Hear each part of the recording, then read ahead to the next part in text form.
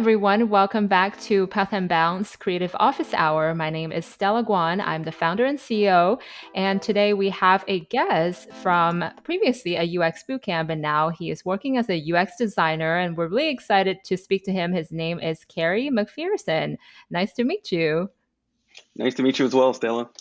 Yeah, so we actually got connected on LinkedIn recently, and I was nicely surprised to see his experience, how he graduated from a boot camp and was able to land a really successful job. And also, he just told me that he actually went through a lot of interviews and he had a lot to share with us. So I'm really excited to talk to him. So, you graduated from the boot camp studying design and you landed a six-figure job, as you said. So you said a lot of your classmates are still searching for jobs. What do you think got you hired? And what set yourself apart from other people?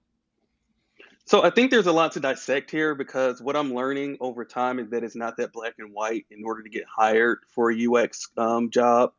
And I mean, just to make a career in UX, right, and make a career period. And I'll just start off with my portfolio. I think the best advice that I received on creating my portfolio is that it's about your craft and not your project. So really showcasing your brand, right? Your personality, your storytelling as well, and really going above and beyond of the average candidate as well. Because a lot of times I had to compete against mid-level designers or people who might have had 1 year of experience than me, and I was beating them out for interviews. And a friend even told me that when I interview with companies like Khan Academy or Big Commerce as well, which have really great design cultures, right? So I guess, when you're telling your story, you're really focusing on, okay, what kind of companies, what kind of organizations do I want to work for? What kind of industries or, what are people looking for right in the market? So as you've seen in my case study, I have like a kind of a job market fit, right? Which is Revitalize, which is a B2B platform. And a lot of employers, when I got a call from them, they would say that they love that case study the most. And I knew that because I originally wanted to work at MailChimp, which is in Atlanta. What set me apart is just really putting a lot of months into my portfolios and making those improvements. And another thing is really going through all those interviews as well. So I went through a total of 18 interviews and I got a chance to do every design challenge there is possible that a designer can come across, take home, whiteboarding, all these other different challenges. And a lot of these interviews, of course, I wasn't, I wasn't ready for those jobs, right? I wasn't ready for those roles. I wasn't qualified, but they were really great experience to prepare me to the next level. So I had to talk to product managers, developers. And when I talked to my peers, a lot of them really didn't do that at all, even when people who got hired and got their first job. But with me, I was, kind of primed and ready. When it came to other different things as well, which I was encountering in interviews that other people normally don't encounter, I think it was really just once again prepare me for the next level in order to get that six-figure job. That, yeah, it was very embarrassing sometimes when they say you don't have enough experience, why do we even call you in the first place, right? Of course it was very draining going through, all these different challenges and things, but I think it was worth it. So I think things that make me stand out from other candidates is really just doing my homework, actually focusing on the basics, because in my opinion, if you can't answer a simple question on tell me about yourself or not knowing how to research a company, then you don't need to start applying, in my opinion. If you don't have like the really basics understanding of visual designs and grids, then you don't need to really be applying and trying to compete. If you are a person that might have odds stacked against you because you don't have a 4 year degree, you never worked in tech a day in your life, then you are going to have to over deliver. As being a black male, there's one thing my parents told me is that you're going to have to perform 10 times as harder as your white counterparts, right? Which is true. And I think everyone that's trying I to love break into that. Yeah. UX needs to take that approach. They're going to need to type 10 times or 20 times as hard as their counterparts. Because believe it or not, if you're going to a boot camp, you're not competing against entry level candidates. If you get that call for an interview, you're competing against mid level people, especially if you're in a major city. So yeah, hopefully I answer your question. Yeah, no, this is excellent. I'm just blown away by how, prepared and well presented you are, even, the way you speak, right? That's actually going to really wow a lot of people because unfortunately, sometimes we really judge people from the beginning if, the mannerism, how they speak, how they sound, how they look, right? So, at the get-go, you already present with the preparedness and enthusiasm that maybe a lot of people don't have. And the fact that you brought up the fact that because you're from a boot camp, you actually have to overcompensate, over deliver, which is absolutely true. And that really goes back to the article that we connected on, which is the article that I published. That I said you have to have a wow factor. Your boot camp is not a wow factor, actually. And your wow factor has to be like, okay, what's so special about you, right? If you're confident, that's special about you. If you know everything that they ask you, that's special about you. But in another episode that I did, I interview a former UX designer at Apple. She actually wowed people by her incredible confidence. So she actually didn't know the one thing that they asked her. They said, do you know the Apple human interface guidelines? She said, no, but give me 3 days. I will. So, it's something like that that really makes a difference. So I'm really glad that you brought it up. Absolutely. And so tell us what drew you to design in the first place. How are you liking it so far? So I actually have a background in technical support, working at SaaS companies like AT&T and T and Career Builder. And I was working on like these very complex issues that I was problem solving for clients or customers and even authorized retailers for Cricket Wireless. And I noticed the trend, right, of people calling me on the phone thinking that I was a software engineer, saying, "Why can't you change this? Why can't you do that?" And when I would bring it up to upper management, they would say, "Hey, stay in your place. We already have a team that handles this pretty much."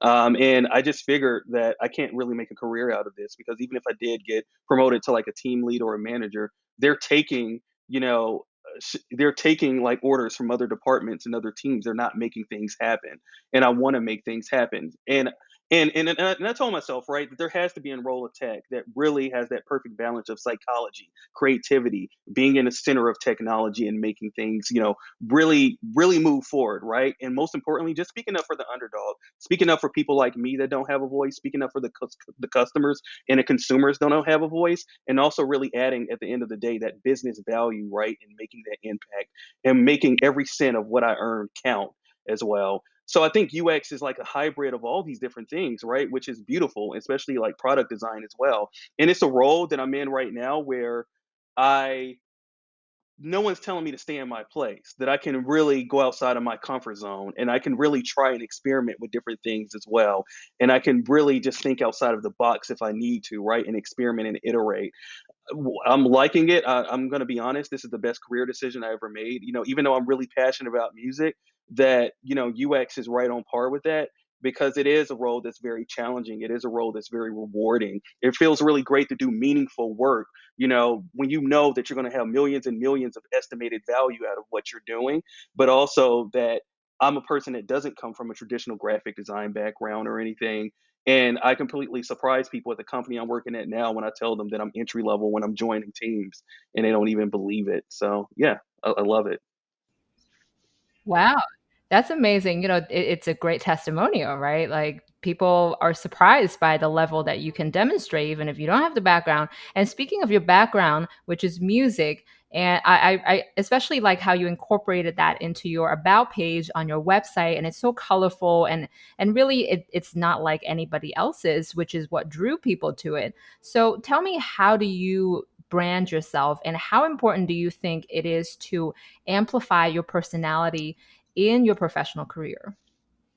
Definitely. I think, what I see with a lot of boot camp portfolios, not just boot camp, it's mid levels, because we're going to throw mid level designers in here. I know how a lot of people are always teching, just not boot camp, but entry level people that's trying to break in, right? But it's a lot of mid level designers. Their portfolios look the same as well.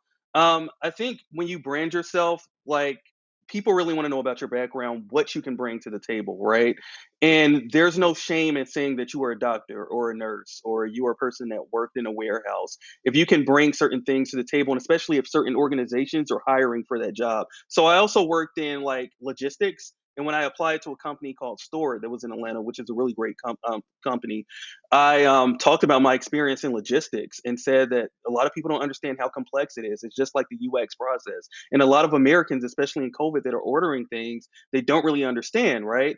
And when I told the recruiter that, she really got excited and she connected with me on LinkedIn, and she just automatically passed me on to the next round pretty much. And it was a really great experience and very fulfilling because I think that a lot of people don't know that forget about the fame companies, right? There are a lot of organizations that serve products on it based on where you used to previously work or where you came from your background as well. Even with Google, right? It's really great to really brand and tell your story because recruiters, other people can really connect with that because a lot of people don't know what user experience is. You need other ways to connect with non-designers. A lot of time you're going to be working with non-designers who don't understand anything with UX. And during those times, you do not talk about design. So you have to bring your own personal brand, your own way of connecting with them, right? And connecting with people on a human level.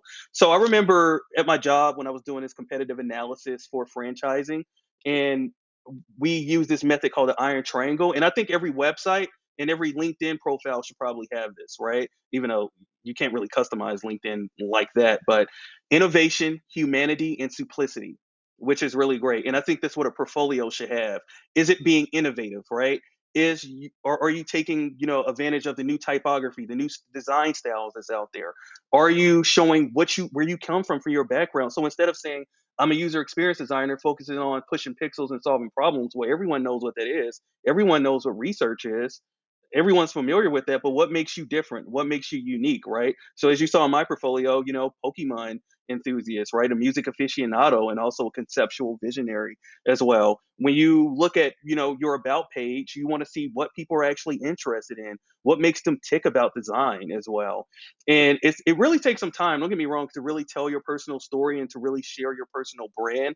But I think it's extremely important because it makes you stand out. So Sean Park, for example, he works at Discord. His portfolio is shown all over the internet. I'm pretty sure a lot of people are familiar with what he has. But he was the main inspiration for my Yes, portfolio because it wasn't. yeah, I actually featured his, yeah, in I my mean, articles. and its about page is beautiful, right? How he's showing pictures of him and his girlfriend, how he's showing pictures of Pokemon, how it's his favorite game that he likes, the movies that he viewed, and all of that different stuff. And no corners were cut in that process. You can see even when you present your work, right? Your portfolio, like in a case study factory, highly recommend that a bunch of people read it if you're doing this now because it's a case study on case studies. Fabricio says that a case study in a portfolio is about how you solve problems, right? How you identify with problems. It's not about using templates. It's not about the methods. It's about you as a person and the way that you approach something and the way that you problem solve. And even as a human being, because what we need to understand is that we're humans first. And that's the only way that we're going to really define our brand. Because when you pull back all the job titles, when you pull back everything else, it's really defining your brand. So having that golden ratio or golden circle method by signing Sinek right, I think that really speaks volumes too. I'm not explaining what you do, but why you're doing it. So like MLK, he wasn't the only, actors rights speaker back in the day. Apple, I mean, Bill Gates, or I'm not Bill Gates, but Steve Jobs wasn't the only person selling technology during that time, right? Apple, they don't even have the best technology out, and I think they can be debated, but they're number one in the United States. Why? Because they have that connection with people. And I think a lot of people just need to form that connection. Humanity, simplicity, and innovation all weaved into one. I love that. I think you should write a book about that because it'll make a really good title. And I love that you brought up Apple because I really think that you know what appeals to a lot of people about Apple is not only the quality of their product, but it's really their design and how simple it is. And before we haven't seen a computer this beautiful, right? You have the Yeah. PC, which is functional, which is highly competent, but it just looks very machinery. And when you look at Apple, even though I really hate this mouse, I can't keep I mean myself from using it sometimes just because it's so sleek. So I love everything that you said, and how I think a lot of designers, especially the ones that are struggling right now, hopefully they will take away from what you just said and really reevaluate what they've been doing, which is the point of my article previously, right? Like when you get stuck, instead of getting frustrated, take it out on other people or say the world sucks. It's like, are you actually prepared, right? Are you actually really putting in to the effort and energy that, like, what you have done, which I'm, again, mind blown. And so my next question is, tell us a little bit about the current work that you're doing. So right now I'm working at Inspire Brands, which is a brand company that is the parent company over, fast food chains that you're familiar with, Arby's, Buffalo Wild Wings, Sonic's, Jimmy John's, just to name a few, right? Just acquired Dunkin', I think, a couple of months back. And what I'm doing right now is that I'm actually have full ownership over some brands. So Sonic, Buffalo Wild Wings, and I will be working on the digital admin portal as well. When it comes to Sonic, just improving the overall experience as far as like checking out and creating account and doing guest checkout and really implementing that feature into the site so we can really improve on that end. And then for Buffalo Wild Wings, we're going through this major design system change right now.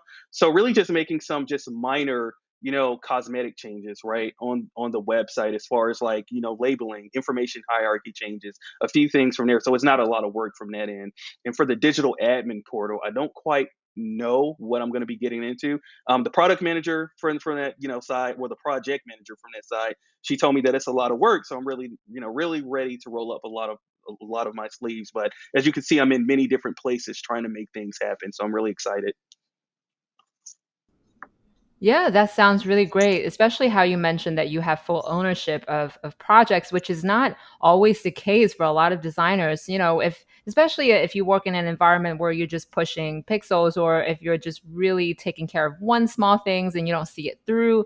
I mean, it happens in a lot of environments, right?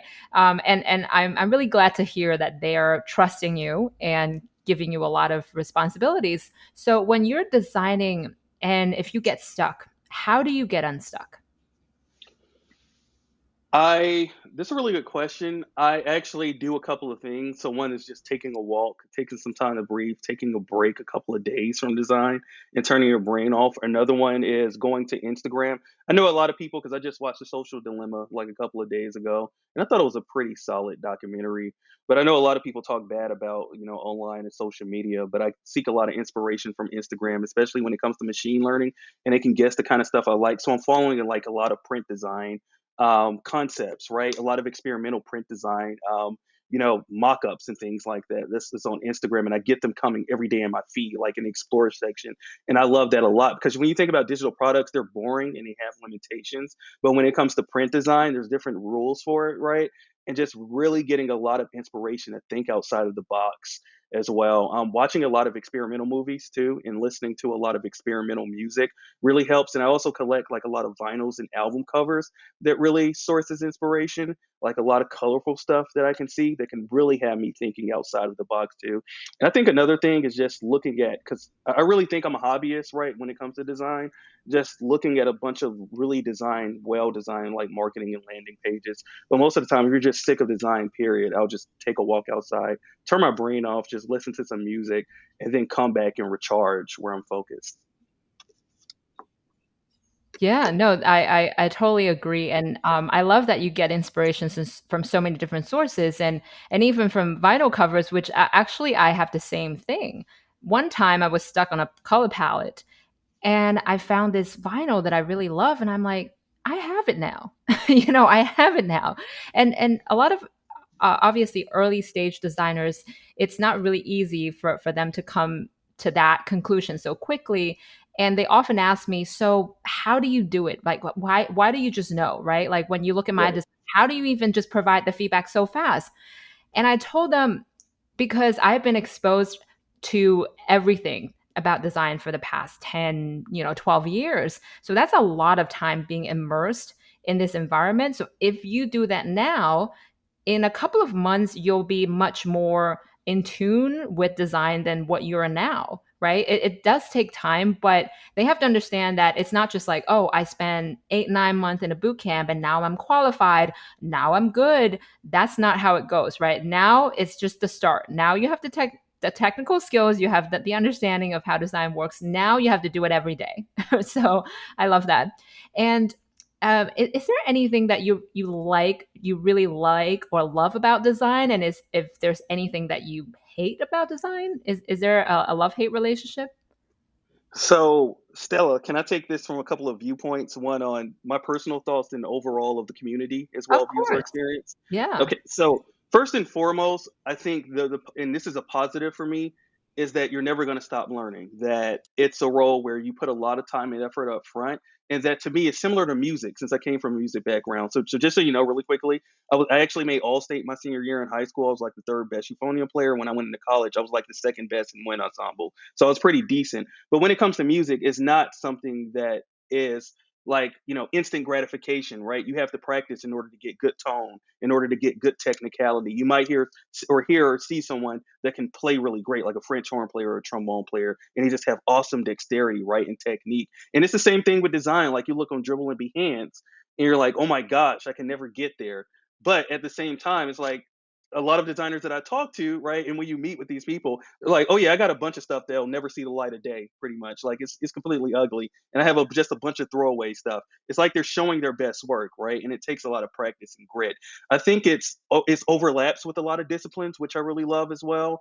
And I love the fact that, especially with product design, it is this hybrid role of the best business practices, best engineering mindset, right, best visual design practices as well, just all rolled into one. Once again, where you can be that person that can explore and discover many different things. So I think a lot of companies are starting as a community and as a whole, that since we have like a lot of great design managers and a lot of great design communities, and a lot of companies are taking note of that when they're seeing all these FANG companies, right? That now NASA is really investing in people working on folks that's building rocket ships, which is really cool. Now you have other companies that's working on different things. You have like education, right, that can really empower people as well. And it's like all these other different sectors and these different industries are starting to really learn the value of design, and I really love that. It's going to create more opportunity for people. Now, something that I hate, it is something that you have to keep learning and you have to keep your skills up, because if you blink and you're not up to date on your portfolio, you're not up to date on something, someone like me, if you have 10 years of experience, is going to beat you out. Because trust me, I beat out people and hiring managers. It was like, I actually turned down someone who had 10 years of experience just to meet with you. You know what I mean? And it's also the fact that, tools and things are changing all the time. And there's like, for some reason, it's over reliance on tools instead of actually problem solving, right? And I'm going to say something really controversial, and I hope anyone that has experience that's listening. Um, the UX community has a really long way to go. I don't know if you read like the UX Collective Fabricio's article on our industry needs a different designer, more specifically a new designer, right? And he says that UX is an elitist discipline, and I really agree with that. That in theory, right? In theory, and rooted in this ideology, it's built on egalitarianism. It's built on being open and empathetic to people, right? Welcoming of all people from different backgrounds and different cultures and things like that. But unfortunately, it is very ethnocentric. It is very elitist. It is this thing where it's very um, closed-minded as well, unfortunately, in my opinion, with what I see right now. And that a lot of people that work at companies, because I've done this where I did my research on LinkedIn, when you look at people's background, it is, pretty much the same thing, right? It is a homogenous group of people that's working all together. And it kind of necessarily rubs me the wrong way, because if you own a company like Twitter or Facebook or something, and a lot of majority of people that's using it come from many different backgrounds and places, and you're not building these products for them because you don't know what they really want, right? Or how you can make a difference in their lives. That's a big issue to me.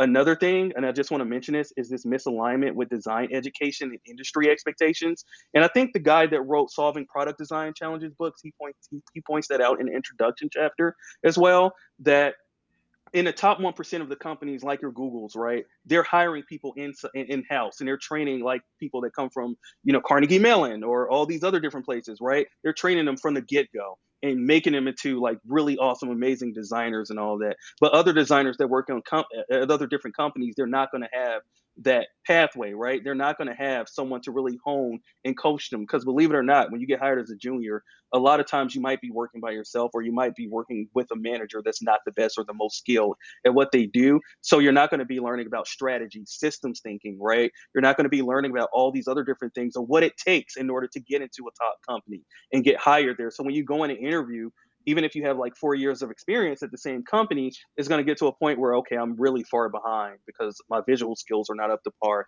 They're asking me questions on systems thinking. What in the hell is that, right? They're asking me all these questions on how do I know when a product is successful. and I'm just missing it. I'm really lacking in that skill.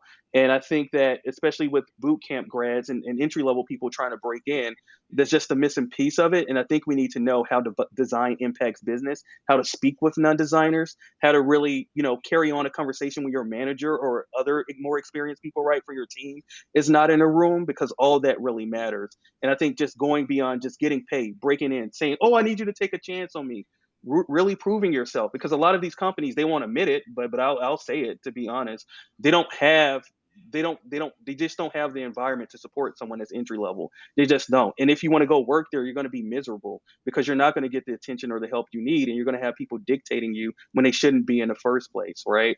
So that's something that I really dislike, and that's something that I'm really hoping that it improves in the future, because I think if we invite more people from different backgrounds, the design industry can really change for the better, in my opinion. Yeah, no, this is wow. There's so many things to unpack here. What you just said, especially how we talked about diversity, right? And diversity of like racial diversity and viewpoints and backgrounds. And I really, really concur with that because I'm a design educator now. And unfortunately, of the many students I have taught, I have not seen a lot of diversity, which is heartbreaking, and I'm like, where are all the black designers? You know what I mean? And how do we reach them, right? How do we cultivate more of them? And when you talk about the systems that companies don't have to help younger designers, and that's something that I have personally experienced a lot when I was working in the corporate world, it's like they don't think about that ecosystem. They just want to get things done from where they are right now, so they couldn't care less, right? They couldn't care less to cultivate the next generation of talent, and really everything is about profit for now, which isn't a bad thing, but in the long term, we need more company to step up to really bridge that gap. And from an education standpoint, I was wondering, what do you think schools, boot camps can do more to help students cultivate their soft skills, especially because I know a lot of students, they have the hard skills now, but the soft skills are really something that will really make or break an interview, or if you're going to be the right fit for an environment, or if you're going to be successful in the long term. What do you think they can do? I still think I'm going to be honest. I still think the hard skills are kind of lacking from a lot of students. Just seeing like their design execution, from what I'm noticing in their portfolios and other different things, even from college students, right, as well, because I've seen a lot of their stuff. I think just really honing in on the hard skills, and when it comes to the soft skills, and I'll be honest with you, a program that I went to is called Year Up. Are you familiar with it, Stella? No, I'm not. Oh, you should highly look into it and really become a mentor there. But it's a nonprofit for young adults 18 to 24 that didn't graduate from college. And of course, they have their diploma, that it gives them actual skills that you would need in a corporate environment. And what they teach at Europe, which is what I love, is they teach, well, when I was there, they taught us on ethics. They taught us on sending, like, just simple stuff like cold emails, outreach, reaching out to someone, doing salutations, public speaking. When we did our public speaking classes, the panel went, and maybe because we were all African American, right? But they went really hard on us. And the thing that I noticed in the design community is, like you said, a lot of people don't tell the truth. At Year Up, they told us the truth. When we did public speaking, when it came to filler words, you got docked on that. Or you're not prepared, you're going to get docked on that for your points. And not only that, we're going to tell you to go back and do it again, or we're giving you a 50. And they would give your grade in front of your peers as well. And I that love just made me better. Interviewing, right? Even like the whole tell me about yourself thing, like they really drilled that into us and made us better. So I think from a design standpoint, you really want to get outside of this is what instead of focusing on the what, the why, right? So really focusing on, why do you use a user flow? Who are you going to use it for? When do you introduce a user flow, right? As well. And let me know if you want me to use like an example of that on how you would use it in a work environment too. And then say, and then talk about, how do you work with product managers? How do you work with engineers? How do you meet deadlines? What do you do when you get burnt out, right? Having these kind of conversations. And once you prepare people for this, and then I think these colleges and boot camps, I think they should really start partnering up with nonprofits, because there's a bunch on Catch a Fire and Taproot that still are in need, right, of like free work. and working with them, but making sure that that student is working on the right thing. So working with engineers, working with actual stakeholders, really getting in the weeds of things, because now that you've been through all that stuff, you have something to talk about, right? With Revitalize, with my case study that I have, I actually worked with actual engineers. I worked with actual people. There were actual constraints in a sense. So I was able to tell that story and talk about it. Cloud charts. That was for a stakeholder, right? Even though I'm passionate about music, I actually got to learn why people don't understand. I mean, why people can't really branch out and listen to different music, and why are those barriers there, especially in 2020, right? As well. I think that when it just comes to education, it's really just focusing on, instead of focusing on fake projects, because I understand that there needs to be passion projects always, but those passion projects need to be exploratory, right? I think when you make case study, it needs to be on real work. Because when I talk to hiring managers, I connect with hiring managers on the ADP list all the time, right? And a lot of them tell me, even one guy told me, that I don't really care about fake stuff. I just want to see a real project and I want to know about your outcomes. And when you talk to students about outcomes, real projects, but also tell them be ethical, right? Don't sacrifice, what's going to be best for this user. Be ethical, but really explain the business rationale and the decision behind why you're building it as well. I think if we just start having these conversations and start having examples on, this is what I did, this is what you do as well, that will be really great, right? When you think about it, that will be really great when you can invite someone in for reflection and say, why did you make this decision? Because that's what my boss does with me, by the way. We hired a new manager, so now I'm not no longer having one-on-ones. But when we used to have one-on-ones, he used to say, "I want to hear your thought decision," instead of "you failed." You know what I mean? You can't pass, or "here's your certificate. You did a great job." No, it was more on, "I want to understand your rationale and decision behind this. Like, explain it to me," right? And I would explain it to him. He says, "I'm not saying that you're wrong, but just explain it to me." And he says, "Okay, maybe we could have took a different approach to this. And I want you to think about, when you're designing this, think about how all of this is going to scale. What if we get a bunch of franchises, right? How are we going to scale all these cards if we have a bunch of franchises on the page? What about marketing? What about this?" Even if, like, let's say for school, for example. So let's translate that to school, right? Or a learning environment. So let's say you're learning something on information architecture, and you might have like level 1 through 50, and you might have like a really complex one, right? Like Salesforce saying, "Oh, this is a dashboard that has 50 features on it on the front level, on the surface, right? On the front end. And that with these 50 features, we're adding more features, like 7 features in here. I want you to move some of these components around, right? And I want you to place these features on here." Okay, so you do that. So now when you talk to a person that's like a UX architect or really aficionado in information architecture, they'll say, "Okay, I see that you did this, but did you check with developers about this? Did you see how it's going to work in the back end? Oh, did you check with marketing and branding, right, that you're working with? Because I thought they were using this." "Oh, no." "Okay, then maybe you want to go back to the chapter on working with actual non-designers and working with developers in a sense." And really, and if a person does a great job, right, it's not necessarily this sense of mastery, but it's this sense of, "Okay, you did pretty well on this, but I really want you to think about this for the near future. And I really want you to work on this because this can use a lot of improvement," right? So now when a person goes into an actual work environment, they can really apply all of these different skills that they learn from like a soft critical thinking standpoint, instead of just using necessary hard skills. It's really amazing how you know all of this with not that many years of experience. You know what I mean? I know all of that because I've worked so long in the industry and I've worked in really big environments. And what you just said, it completely, it just reminded me of everything that happened before, right? So there are a lot of things where when new designers, they don't even know, oh, I got to do that. I got to check with those people. I don't even, what, like, nobody told me that, right? So, and I really Right. love your suggestion about partnering up with nonprofits because it reminds me of my 2-year volunteer tenure with a volunteer organization. It's a nonprofit back in New York where I lived, and they train young college students who are first generation college students up on their professional skills. And there's no wonder that you speak so well because you went to that program, right? And I'm gonna check it out totally. But I really appreciate this connection because I think companies and schools have overlooked that a lot.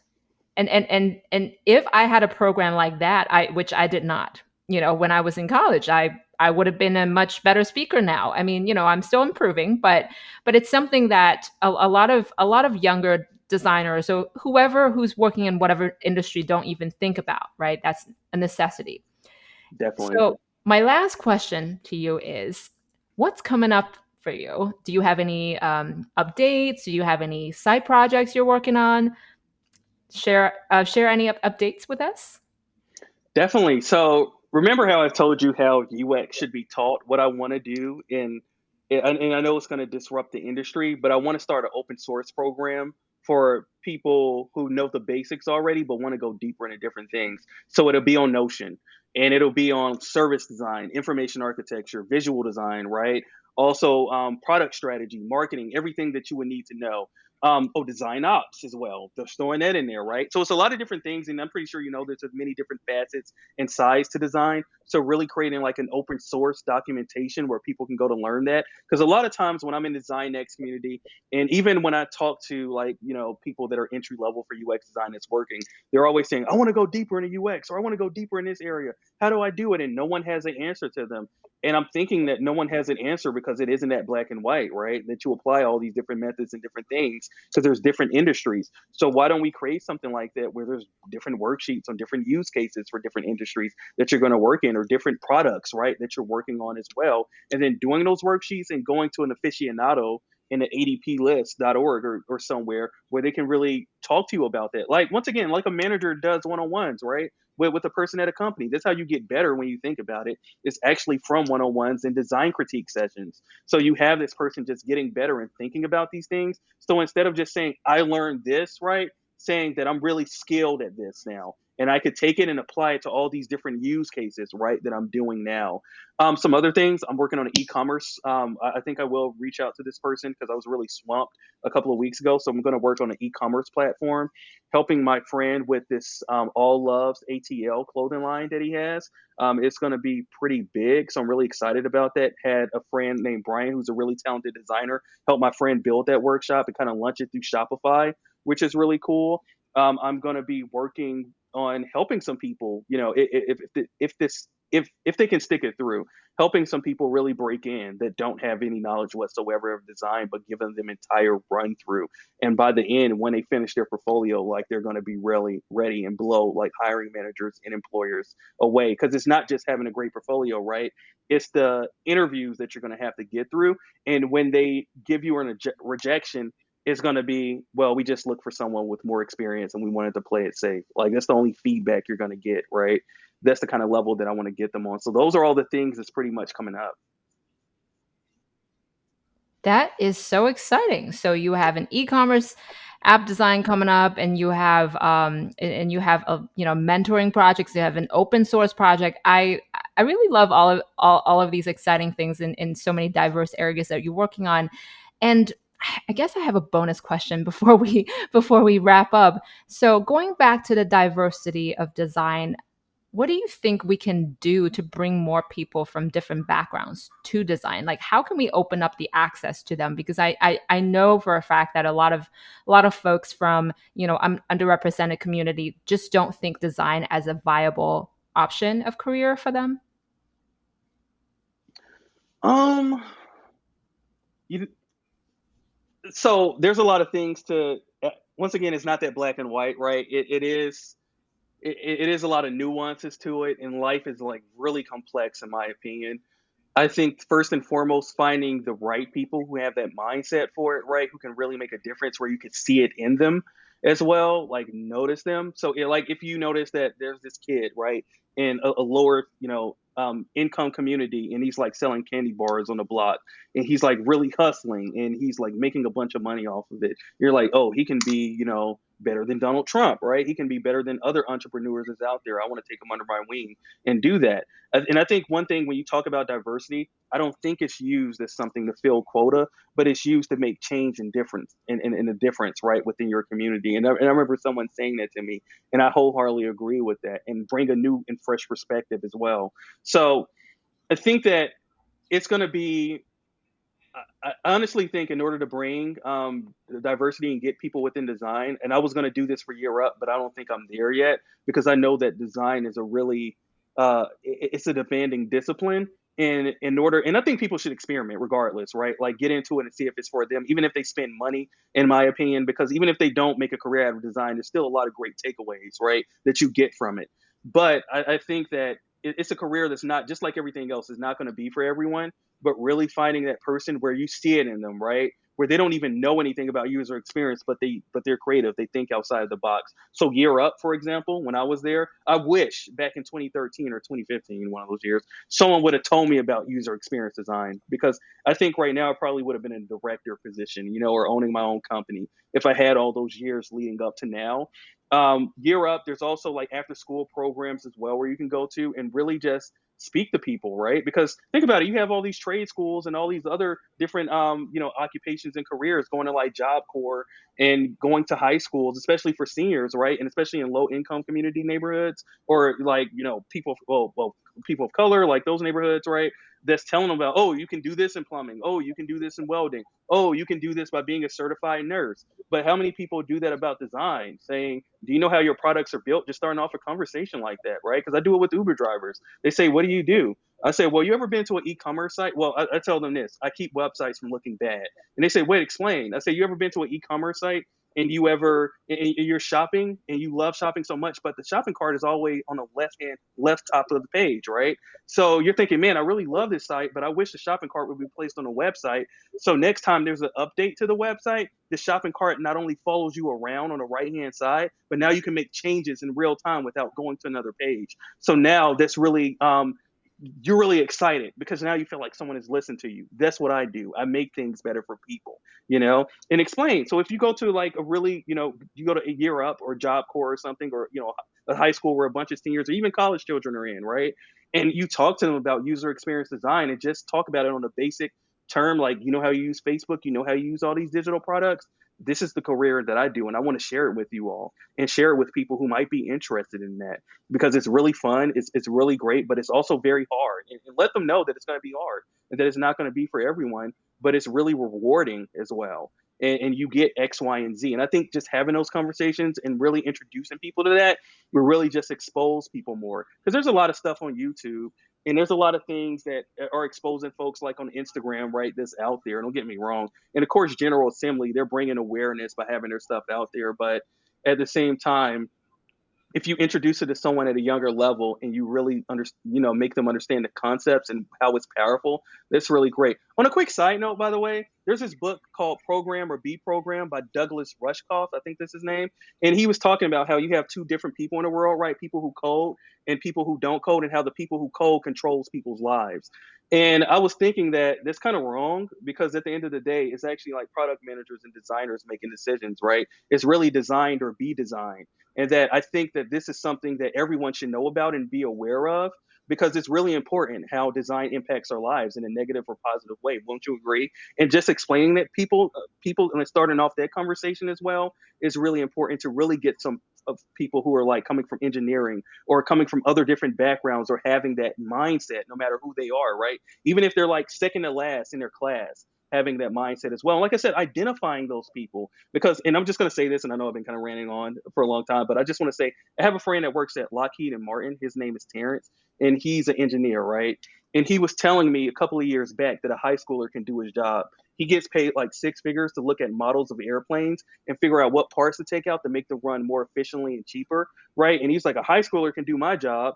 And I was saying, what makes you think that? And he was like, because I didn't need to go through calculus and algebra and all that in college in order to do this job. And I think it's easy. But I said, there can be someone that's a valedictorian from like Duke University or Carnegie Mellon that probably can't do that because they don't have that mindset for it, right? So I said it could probably be someone that's like second to last in their high school class or didn't even graduate college. They can't really do algebra or anything, but they can build a car from scratch. Because Stella, I'm pretty sure you've seen people like that, right? Where they fail because it's not really their fault that they're failing classes. It's the fact that college or school wasn't engaging for them, right? So when you take that aspect of really identifying what makes a person tick, what really lies within their full passion, that would be great as well.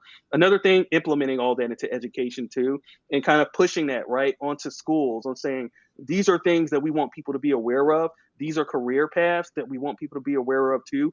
And you need to push this in your curriculum or make it mandatory that someone from a well-known company like Facebook or all these other different places come and speak with children and have a meaningful conversation. Not this cookie cutter thing on you want to break into design and make money, right? But more on philosophy side of it, on this is what we do, this is how we make impact and change in the world. And then, of course, you could talk about pay and all that kind of stuff, but that's not the main thing to bring up. So, yeah, hopefully all that makes sense. I kind of apologize for going on that long Yeah. tangent, but yeah, No, that's amazing. You talked about so many different issues, and I'm trying to keep up with all of them. but but no, my takeaway is really talking about doing a lot of grassroots movements, right? It's yeah, really like kind of starting them young and bringing awareness to community that previously was not even exposed to it. It's not that they don't want to go into it. Maybe they don't even know there's an option, right? Like that's a really important factor. And you spoke about so many things, and that I just wish like everything that we can just like frame it into a quote. And then like, I really appreciate you joining us today, and I think you've given us more than we asked for, frankly. And I really love your enthusiasm in design and in general in life. I wholeheartedly agree with what you said about mindset. It's not about your degree. It's not about your skill set. Sometimes it's the mindset. It kind of reminds me of a really tiny incident a couple of years ago when I was working for a large company. And I just had this personal finance book laying on my desk. And my boss came over and she's like, what are you reading? And I just told her about the book.